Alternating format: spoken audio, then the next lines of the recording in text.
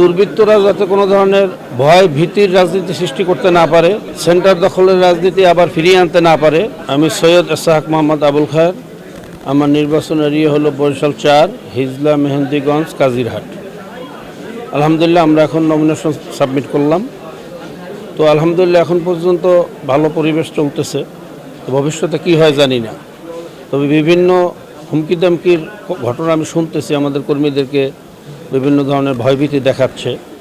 তো আশা করি এটা সুনির্দিষ্ট করে বলা তো কঠিন, এটা আমরা বলবো দুর্বৃত্ত, যারা বিগত দিনে পেশি শক্তি চক্ষুরাঙ্গানি দিয়ে দেশের রাজনীতি একটা ভীতির রাজনীতি সৃষ্টি করছে, তাদের কোনো এক সদস্য হবে।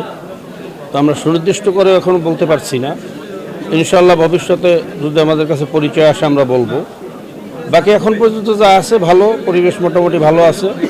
তো এই দুর্বৃত্তরা যাতে কোনো ধরনের ভয় ভীতির রাজনীতি সৃষ্টি করতে না পারে, সেন্টার দখলের রাজনীতি আবার ফিরিয়ে আনতে না পারে, প্রশাসন এই বিষয়ে যথেষ্ট সচেতন থাকা প্রয়োজন আমরা মনে করতেছি। আমরা আসলে জোট না, এটা আপনারা বিগত দিনের যে জোট বা যে ট্র্যাডিশন আগে আমরা দেখে আসছি, এটা জোট না, এটা হলো আমাদের আমিরের ঘোষণা হলো অন বক্স পলিসি, নির্বাচনী সমঝোতা।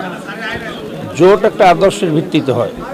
এখানে আমরা যারাই একমত হয়েছি ইসলাম, দেশ ও মানবতার কল্যাণে, এরকম যারাই চায় তারা আমাদের সাথে একত্রিত হয়ে আমরা আলোচনার মাধ্যমে একটা সিট সমঝোতা যাকে বলা হয়, ওনারা যেখানে প্রার্থী দেবে আমরা সেখানে দিব না, এরকম একটা আলোচনা চলছে।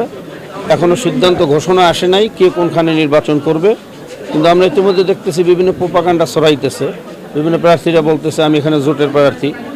এটা একেবারে নির্জল একটা মিথ্যাচার, কারণ কে কোনখানে প্রার্থীটা কেন্দ্র থেকে ঘোষণা হবে। এর আগে যদি ঘোষণা দিয়ে থাকে এটা হলো একটা ধোঁকাবাজি, এটা একটা মিথ্যাচার। আমরা আশা করব এই মিথ্যাচার থেকে সবাই ফিরে আসুক। ধন্যবাদ।